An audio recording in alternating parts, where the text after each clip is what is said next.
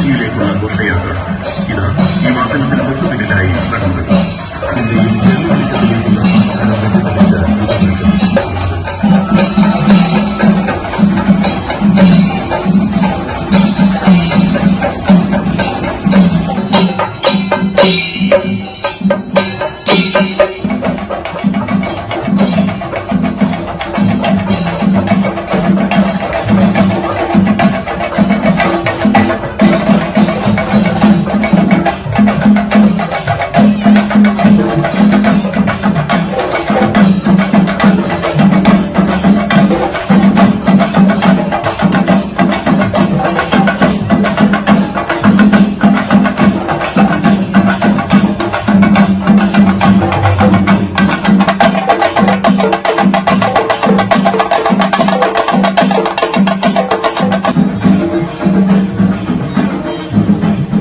പാനൂർ ഗുരുസന്നിധിയുടെ 43-ാം വാർഷിക മഹോത്സവത്തിന് തുടക്കമായി.